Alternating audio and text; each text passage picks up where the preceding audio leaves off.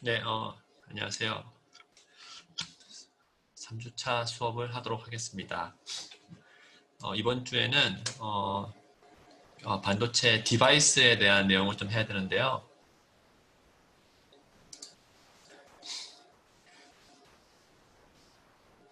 결국은 저희가 수업이 잠시만요.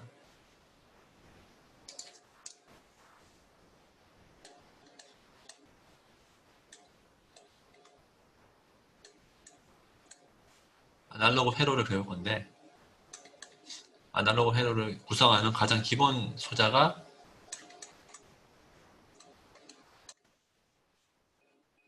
트랜지스터죠. 트랜지스터는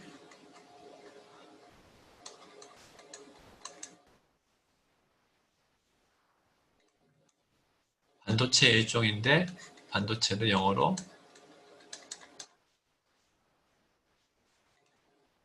세마이컨덕터라고 합니다. 그럼 세마이컨덕터가 뭔지에 대해서 얘기를 좀 해야 될 것 같아요. 2, 3학년 때 뭐 관련된 내용을 들으신 분도 있을 수도 있는데요. 많이들, 백그라운드 없으셔서 약간 좀 기초부터 하도록 하겠습니다. 우리가 다들 알다시피, 어, 물질을 우리가 여기서 물질을 우리가 구별을 지으면은 세 가지로 지을 수가 있어요. 정기적 특성에 따라서 세 개로 한번 구별을 지으면요. 정기적으로 우리가 전기가 안 통하는 거를 뭐라 부르냐? 인슐레이터라고 부르고요. 전기가 통하는 거를 물질을 컨덕터라고 불러요. 인슐레이터는 전기가 안 통하는 어떤 물질, 컨덕터는 전기가 통하는 물질. 그럼 중간에는 뭐겠어요? 전기가 안 통하는 것도 아니고 잘 통하는 것도 아니고 뭐 중간 정도 특징을 가진 어떤 물체가 있을 거 아니에요. 그거를 우리가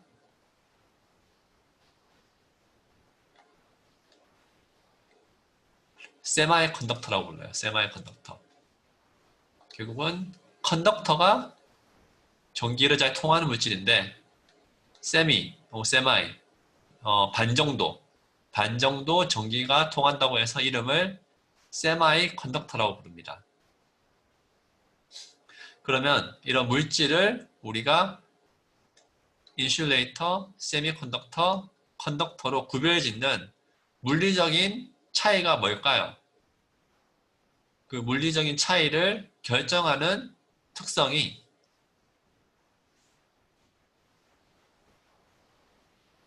물질의 밴드갭 특성이에요. 밴드갭 특성.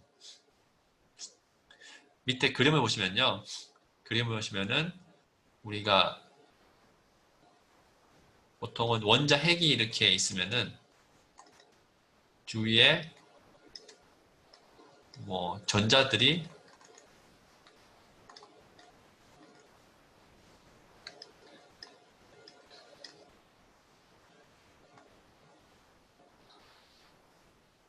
뭐 이런 식으로 둘러싸고 있잖아요. 둘러싸고 있는데 이 전자들이 결국 마이너스 특성을 가진 전자들이 플러스 전압을 가진 원자 핵에 붙어 있는 형태인데요. 이 붙어 있는 거를 우리가 에너지 보면 이게 에너지거든요. 에너지 레벨을 중심으로 어떻게 잘 붙느냐를 그린 그림인데 크게 두 가지로 구별을 짓습니다. 밑에 발렌스 밴드가 있고요. 위에는 컨덕션 밴드가 있어요. 그럼 정의를 보면요. 발렌스 밴드는 가장 높은 어떤 에너지 밴드예요. 가장 높은 에너지 밴드인데 어떤 에너지 밴드냐면은 전자가 원자에 붙어 있는 타이드. 전자가 원자에 붙어 있는 에너지 밴드를 우리가 밸런스라고 부르고요. 밑에. 반대로 어떤 에너지 밴드인데 전자가 원자에 안 붙어 있는 not tied, 안 붙어 있는 에너지 밴드를 컨덕션 밴드라고 불러요. 다시 밑에 그림을 보시면은 밑에서 위로 갈수록 에너지가 증가하고 있거든요. 에너지가 지금 밑에서 위로 갈수록 커요. 여기로 갈수록 큰 거예요. 밑에서 위로 갈수록 에너지가 증가하는데 전자가 원자에 붙어 있는 영역이 이쪽이고요. 전자가 원자에 붙어 있지 않는 영역이 이쪽이에요. not tied 이쪽이에요. 붙어 있는 영역에 에너지가 제일 높은 데를 우리가 이름을 밸런스라고 짓고요. 붙어 있지 않는 영역에 에너지가 제일 낮은 거를 컨덕션이라고 이름을 지었어요. 컨덕션 밴드. 그럼 밴드 갭의 정의는 뭐냐면은 이 밸런스 밴드와 컨덕션 밴드의 에너지 차이를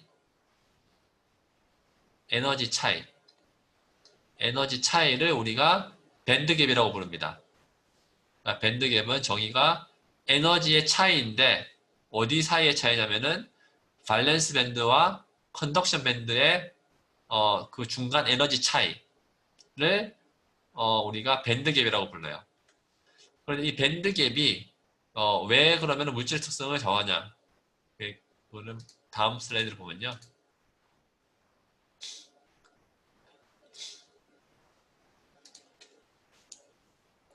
인슐레이터를 먼저 볼게요. 인슐레이터는 전기가 안 통하는 물질이잖아요. 전기가 안 통하는 물질은 무슨 얘기냐면은 자유전자, 그러니까 전기를 흐르게 하는 전자가 거의 없다는 뜻이거든요. 자유전자가 없는 얘기는요. 없다는 의미는 결국은 전자가 원자에 붙어있는 밸런스 밴드와 자유롭게 돌아다닐 수 있는 떨어져 있는 컨덕션 밴드의 에너지 차이가 매우 커요. 전자가 붙어서 움직일 수 없는 영역, 전자가 붙어 있지 않고 자유롭게 돌아다니는 영역, 이 둘 사이의 에너지 차이가 크니까 여기 있던 어떤 전자들이, 여기에 어떤 에너지를 가진 전자들이 여기 위로 올라가기가 쉽지 않은 거죠. 인슐레이터는 밴드 갭이 매우 커서 컨덕션 밴드로 올라가는 전자가 거의 없습니다. 반대로 메탈을 다른 말로 제가 아까 컨덕터라고 썼어요. 전기가 잘 통하는 물질. 전기가 잘 통하는 메탈은요, 밸런스 밴드랑 컨덕션 밴드가 이렇게 딱 붙어 있어요. 이 에너지 갭이 거의 없는 거예요. 혹은 마이너스인 셈이거든요. 붙어 있으니까 여기 있던 전자들이 위로 아무런 저항 없이 올라가요. 에너지 없이. 쉽게. 혹은 내려가고 왔다 갔다. 여기 있는 전자들이 위로 쉽게 올라갈 수 있으니까 전기가 잘 통하는 거죠. 왜? 컨덕션 밴드. 전자가 자유롭게 돌아다닐 수 있는 에너지를 가진 전자가 매우 많으니까. 인슐레이터는 거의 없고 메탈은 매우 많고. 그럼 반도체는 왜? 반도체는 뭐예요? 우리가 예측하기를 그 에너지 차이가 인슐레이터보다는 작고요. 메탈보다는 큰 거죠. 적당히 에너지 차이가 있어가지고요. 적당히 에너지 차이가 있어가지고 밸런스 밴드에서 에너지를 받아서 컨덕션 밴드로 올라가는 숫자가 적당히 있어요.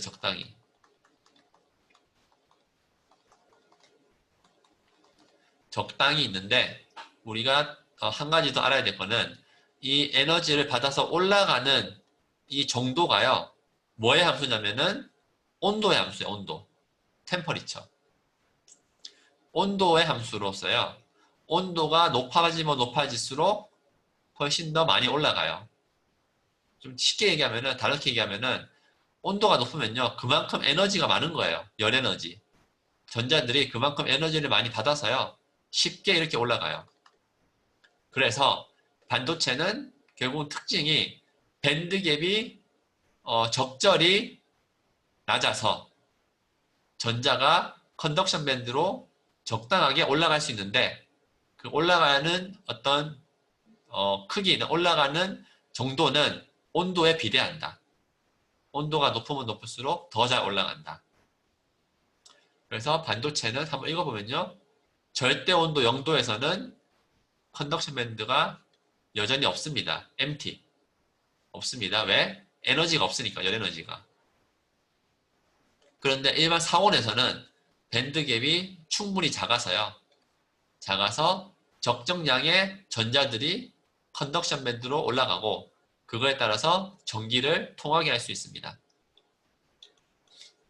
다시 정리하면요, 물질은 도체, 부도체, 메탈은 도체 한글로, 인슐레이터는 부도체, 세미컨덕터는 반도체라고 부르는데, 도체는 밴드갭이 거의 없기 때문에 전기를 잘 통하는 자유전자가 매우 많고, 부도체는 밴드갭이 매우 높기 때문에 그 숫자가 매우 작으며, 세미컨덕터는 적절히 영역이 있기 때문에 중간 정도의 자유전자가 발생을 하고, 그만큼 전기가 잘 통하게 됩니다. 그만큼. 네.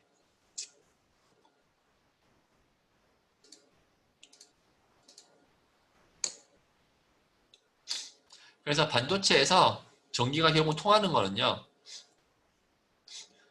0도 이상에서 혹은 상온에서 밸런스 밴드에 있던 전자들이 컨덕션 밴드로 올라가는 거예요. 이렇게 올라가면요, 이렇게 얘네들은 다 뭐냐? 프리 일렉트론, 한글로 자유전자 성분들이 있어가지고, 자유전자 이런 전자들이 자유롭게 돌아다닐 수 있기 때문에 얘네들이 전기를 통하게 할 수 있다. 그래서 보통 우리가 이런 음의 차지가 전류를 통하게 하는 원인이라고 많이들 배웠을 거예요.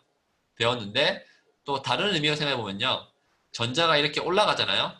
그러면은 여기 비어있는 자리를 우리가 또 뭐라 부르냐면은 홀이라고 불러요. 홀. 전공.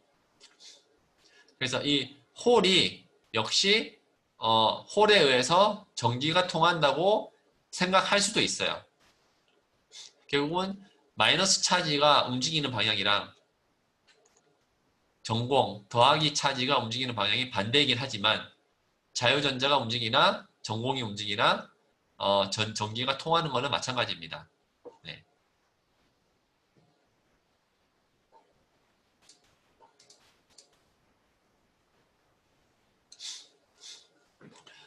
그럼 이런 반도체 물질을 가지고 우리가 실제 트랜지스터를 만들어야 되는데요. 이런 세미컨덕터를 가지고 우리가 트랜지스터를 어떻게 만드는지 알고 싶은 건데, 그 중간 단계가 있습니다. 중간 단계를 우리가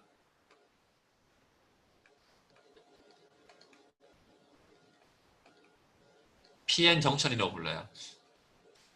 그러니까 트랜지스터를 이해하기 위해서는 우선은 PN 정션이 뭔지를 배워야 돼요.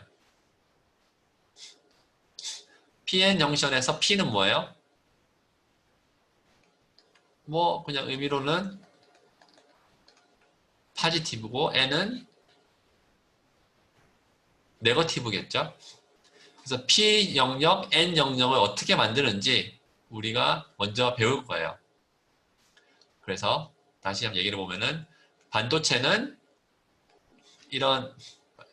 트랜지스터는 이런 반도체를 기반으로 해서 만들어지는데 반도체 중에 우리가 제일 많이 쓰는 소자가 실리콘이에요. 실리콘.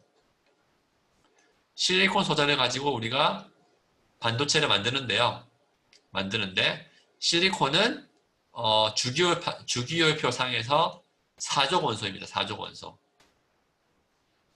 4족 원소가 의미하는 바는 4족 원소가 의미하는 바는 발렌스 일렉트론. 원자 핵에 붙어 있는 전자가 4개 있다는 뜻이에요. 4개. 4개. 4개 있다는 뜻이에요. 그래 보면요. 실리콘 이런 원자를 보면요.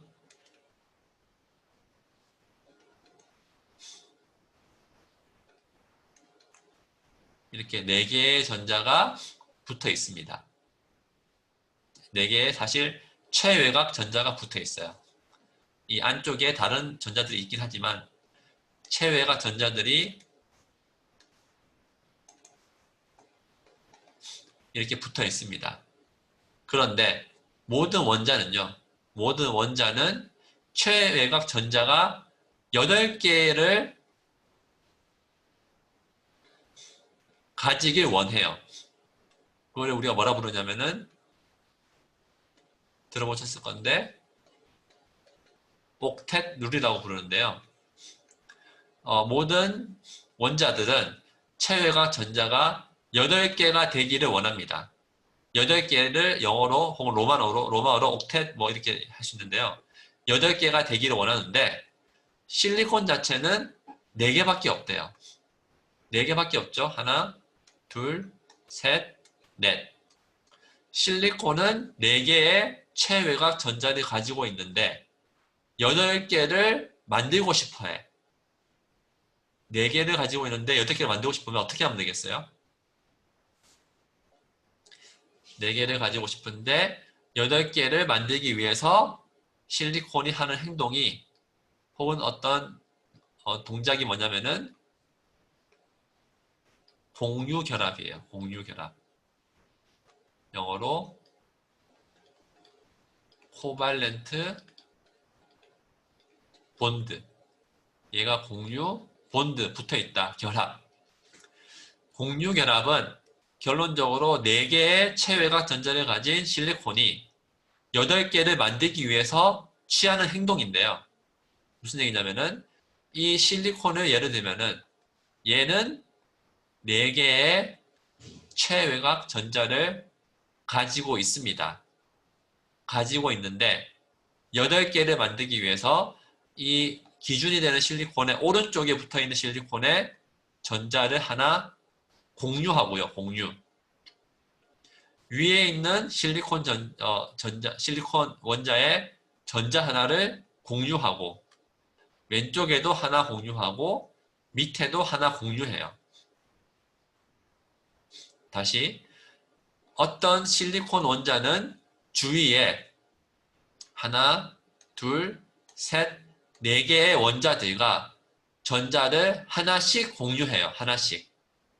그러면 실질적으로 비록 얘는 4개를 가지고 있지만 서로 공유를 하니까 이렇게 2개, 2개, 2개, 2개 8개를 공유하는 것처럼 보이겠죠. 공유하는 것처럼 보입니다.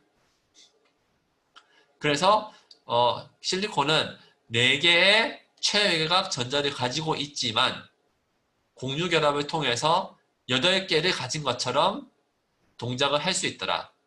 왜? 얘는 항상 8개를 가졌을 때 가장 안정된 상태에 있기 때문에. 그래서 실리콘은 공유결합을 통해서 8개의 최외곽 전자를 가질 수 있다. 가질 수 있는데요. 가질 수 있는데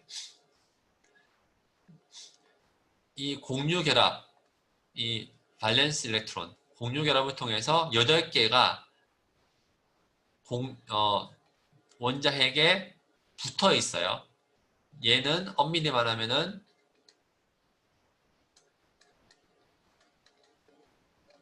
프리 일렉트론이 아니에요.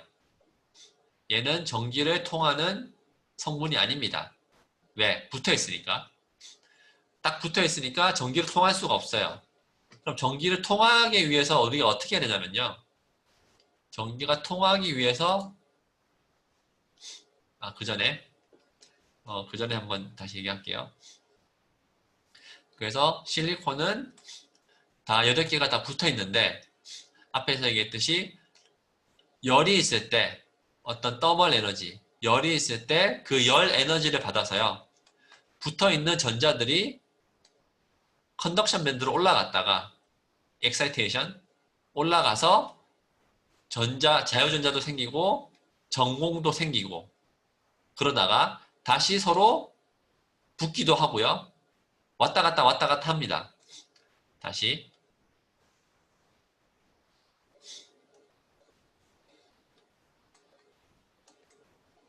밸런스 밴드가 있고 컨덕션 밴드가 있는데 전자들이 올라갔다가 내려갔다가 올라갔다 내려갔다를 무수히 반복을 하는 거예요. 무수히. 우리 눈에 안 보이지만 무수히 반복을 하다 보니까 어찌됐든 어떤 평형 상태에 이르게 돼요. 평형 상태에 이르게 되고요. 그 평형 상태에서의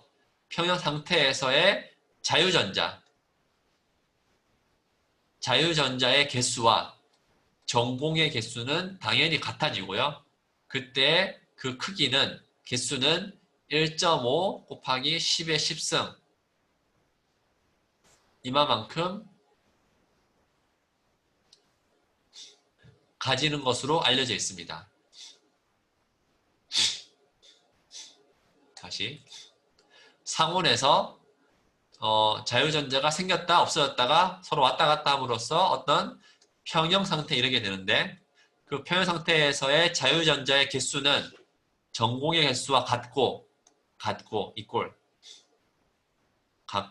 그때 그 개수는 1.5 곱하기 10의 10승 개만큼 있더라. 그런데 한번 비교하기 위해서 실제 실리콘 원자가 몇 개 있냐면요. 몇 개 있냐면은 5 곱하기 10의 22승계가 있어요. 5 곱하기 10의 22승계가 있는데 그 중에 1.5의 10의 10승계만 되게 작은 숫자죠. 상대적으로. 얘는 10의 22승계가 있는데요. 10의 10승계만 자유전자가 발생을 하더라. 그러니까 결국은 전기가 거의 안 통하는 거나 마찬가지예요. 반도체잖아요. 반도체. 전기가 잘 통하는 도체랑은 차이가 있어요. 전기를 통하는 자유전자의 개수가 그리 많지 않더라. 네.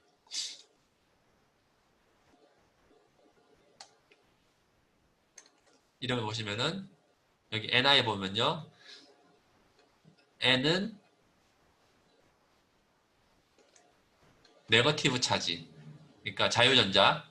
P는 파지티브 차지. 전공의 개수인데 I가 뭐냐면은 I가 인트린직이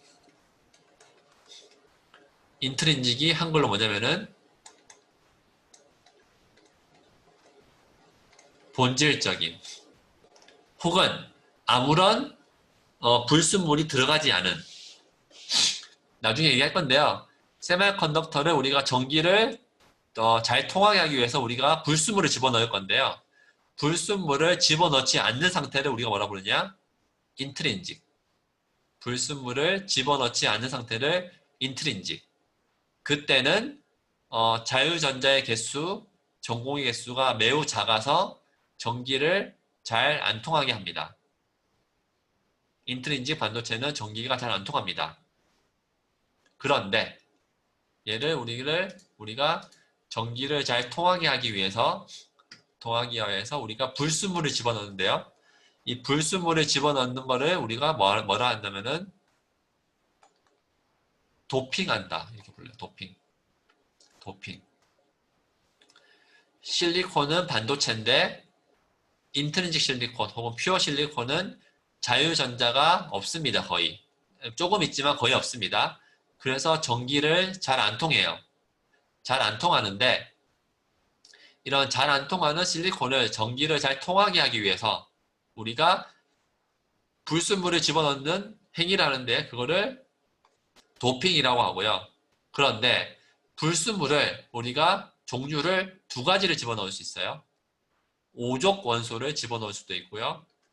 3족 원소를 집어넣을 수도 있어요. 실리콘은 뭐예요?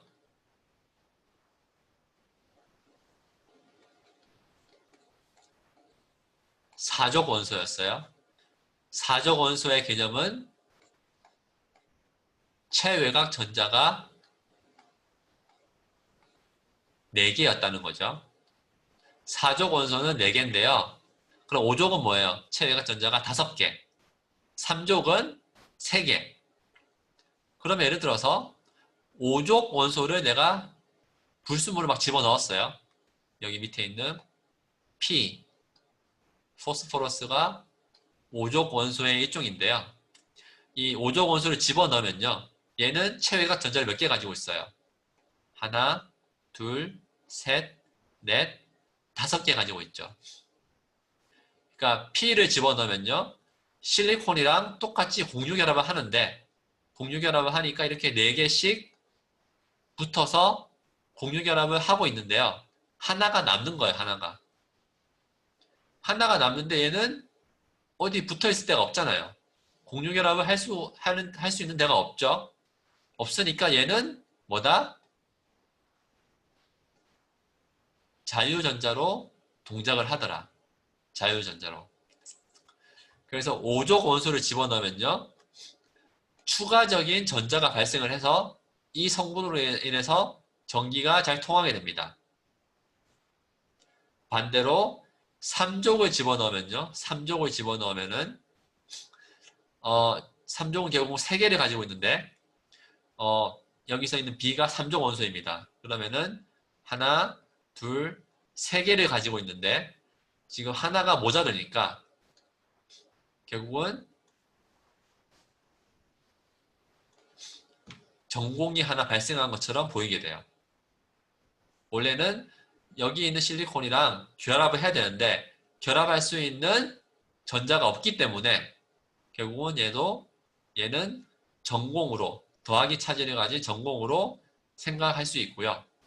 따라서 이 전공으로 인해서 역시 전기가 흐르게 됩니다. 다시 그럼 두 가지. 실리콘은 4족 원소인데 5족 원소를 집어넣으면은 자유전자가 발생을 하고요. 3족 원소를 집어넣으면은 전공이 발생을 해요. 전공이 발생을 해요. 그리고 그렇게 인해서 전기가 통하게 됩니다. 잘.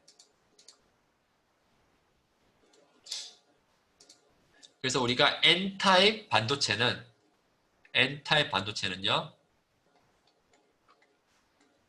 5족 원소를 불순물로 집어넣은 거예요. 혹은 도핑을 한 거예요. 5족 원소를 불순물로 집어넣었을 때 N타입 반도체라고 부릅니다. 왜? 자유전자가 생기니까. 자유전자가 생기니까 N타입 반도체라고 부르고요. 이때 그러면은 이 집어넣는 5족 원소의 양에 따라서 자유전자의 개수가 정해지겠죠. 그래서 그 불순물을 집어넣는 농도를 우리가 대문자 ND라고 부르기도 해요. 대문자 N은 결국 네거티브, 음의 전압을 가진 D, 도너가 공여자, 주는 사람. 그러니까 네거티브 차지를 주는 사람의 농도에 따라서 자유전자의 개수가 결정이 납니다. 자유전자의 개수가 결정이 납니다. 밑에 보면은 앞에 원래 옛날에 방금 I가 있었는데 지금 I가 없죠. I는 불순물이 없을 때 인트린직 반도체의 자유전자의 개수. 그런데 불순물을 집어넣었을 때 자유전자의 개수는 대문자 ND만큼 되고 얘는 원래 불순물이 없을 때 자유전자보다 훨씬 크더라. 훨씬 크더라. 다시 얘기하면은 집어넣는 만큼 자유전자가 발생을 하더라. 그런데 물리적으로 자유전자의 개수와 전공의 개수의 곱하기예요.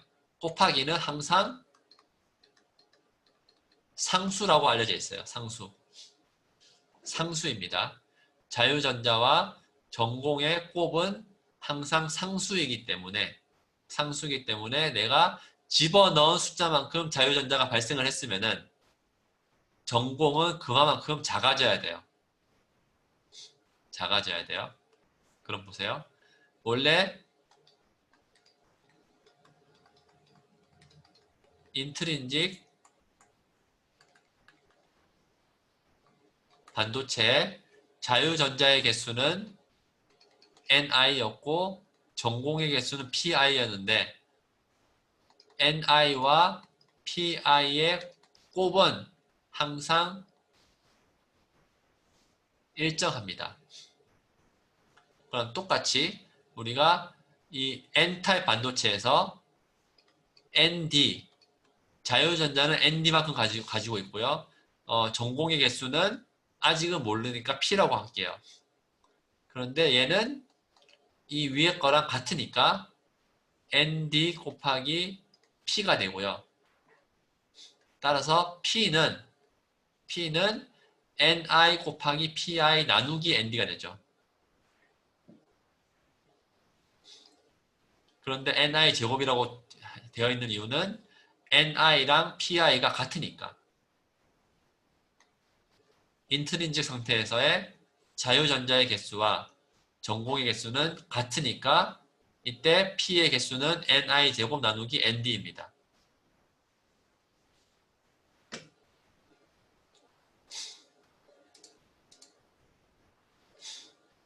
삼족 원소를 집어넣었을 때는 우리가 P타입이라고 부르고요. P타입. 삼족 원소는 아까 하나가 모자란다고 해서 전공이 발생한다고 했죠. 전공이 발생한다고 했는데 결국은 집어넣는 숫자만큼 전공 P 개수가 정해지고요.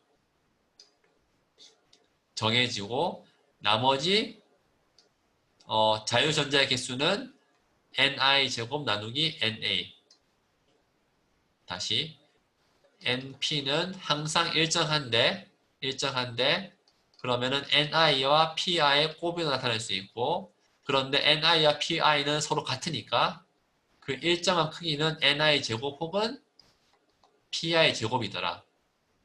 따라서 이 일정한 숫자 나누기 내가 집어넣은 3족 원소의 분량만큼 따라서 자유전자의 개수가 정해지더라.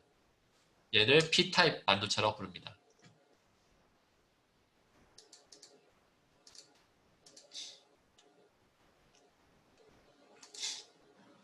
그래서 이 P타입 반도체와 N타입 반도체를 그냥 이렇게 붙인 게 정션이 결국은 경계선이잖아요. 붙인 게 우리가 뭐라 부르냐면은 PN 정션이라고 불러요. PN 정션이라고 부르고 얘를 우리가 다른 이름으로 다이오드라고 부릅니다. 다이오드는 P랑 N이랑 붙였을 때 그거를 우리가 다이오드로 동작을 한다고 얘기를 해요. 이 오른쪽 그림과 같이 붙였을 때 우리가 왼쪽과 같이 이렇게 그림을 그리죠. 다이오드를. 여기를 뭐라 불러요? 에노드라고 부르고 얘기를 캐소드라고 부릅니다. 위에를 에노드라고 부르고 밑에를 캐소드라고 부릅니다. 다이오드는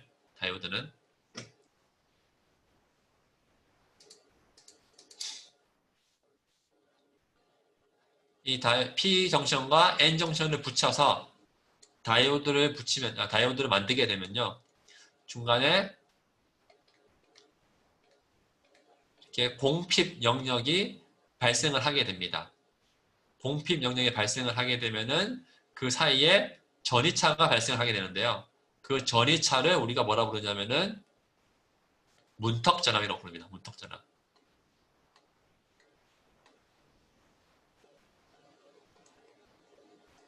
문턱전압이라고 부릅니다. 그 전이차를 문턱전압이라고 부르는데 대략 0.6에서 0.7의 크기를 가졌대요. 근데 이 문턱전압의 크기는 우리가 실제 물리적 식으로 보면요. 어떤 식 VT 곱하기 내추럴 로그 NI 제곱분의 NAND로 나타내집니다. 얘는 상수라고 생각하면 되고요. 결국 얘는 3족 원소에 집어넣은 개수, 얘는 5족 원소에 집어넣은 개수에 비례하더라. 결국은 P타입 반도체, N타입 반도체를 우리가 불순물을 많이 집어넣으면 많이 집어넣을수록 그 사이에 문턱전압이 더 크게 발생을 하더라. 그렇게 이해를 하셔야 됩니다. 네.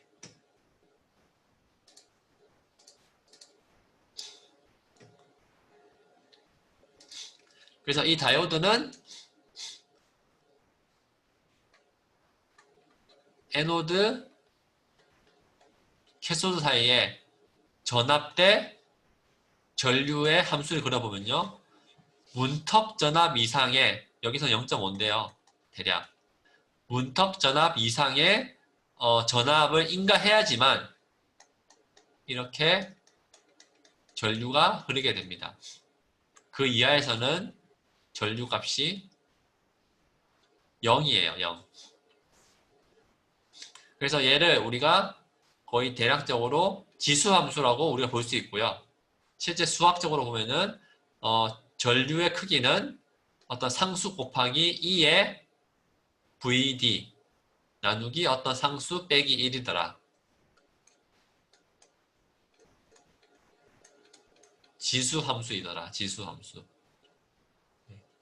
지수함수이더라.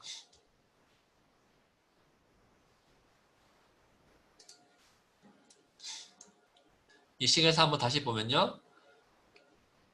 결국 VD는 에노드, 캐소드 사이의 전이차. N은 상수예요. 1에서 2의 크기를 가진 상수. VT 역시 상수인데요.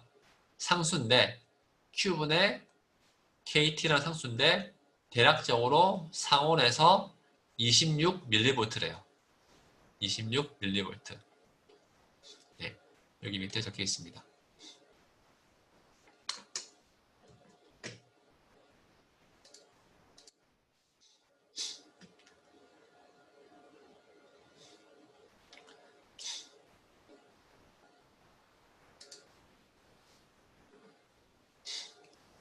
이렇게 그러면은 다이오드가 붙어있는 어떤 회로를 우리가 해석하고 싶어요. 만약에 해석하고 싶은데 그러면 이 회로에서 우리가 어떤 관계식을 찾을 수 있냐면은 처음에 이 저항을 통해서 흐르는 전압 강화가 있을 거고요. 다이오드를 통해서 발생하는 전압 강화가 있을 건데 이 둘 사이의 전압 강화는 이 배터리의 크기랑 같아져야 되겠죠.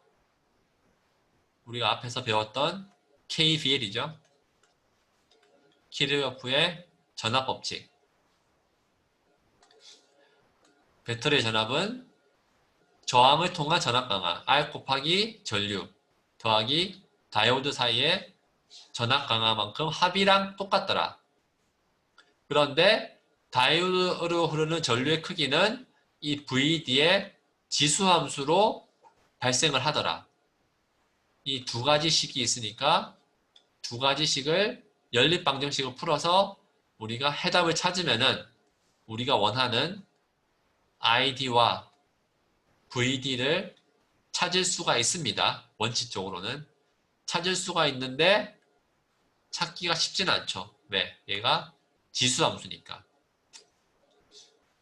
그래서 쉽지 않으니까 우리가 약간 다른 방법을 찾을 수 있는데요. 그거를 우리가 배우고자 해요. 어떻게 우리가 그럼 어떻게 우리가 찾을 거냐면요. 다이오드를 우리가 지수함수로 동작하는 대신에 이렇게 전류가 안 통하다가 갑자기 통하는 식으로 우리가 모델링을 하기로 사람들이 했어요. 그래서 우리가 이 둘 사이의 전압 차이를 VD라고 했을 때 VD가 만약에 문턱 전압보다 낮으면 문턱 전압보다 낮으면은 전류는 흐르지 않는 식으로 우리가 얘기를 하고요. 만약에 VD가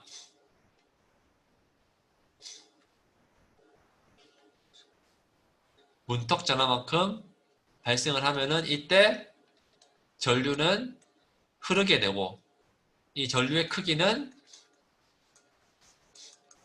다른 붙어있는 회로에 의해서 결정이 나게 됩니다.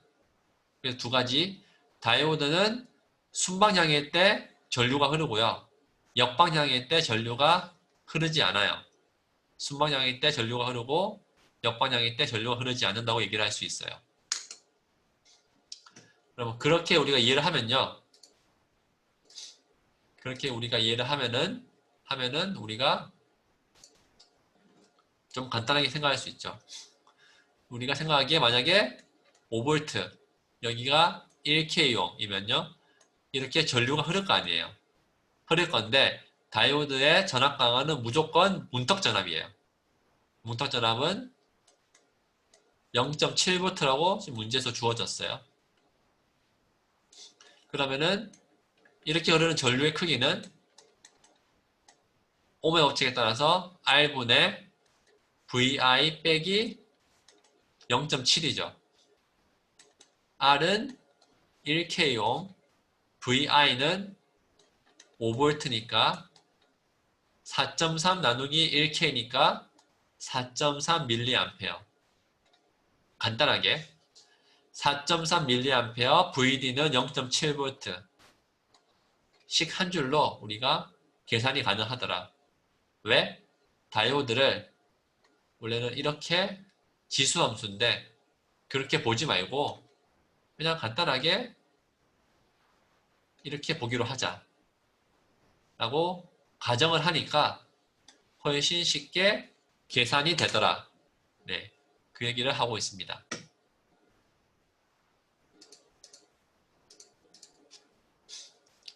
네, 좀 더 복잡한 모델을 쓸 수도 있는데요. 복잡한 모델은 아까는 흐르지 않다가 그냥 위로 올라갔는데 위로 올라가는 거랑 이렇게 지수함수랑은 차이가 있으니까요. 약간 이렇게 기울기가 있는 함수를 가정하기도 합니다. 네, 그렇게 가정을 하면은 어떤 저항 성분을 추가를 해야 돼요. 근데 그거는 뭐 우선 여기서는 다루지 않겠습니다. 네.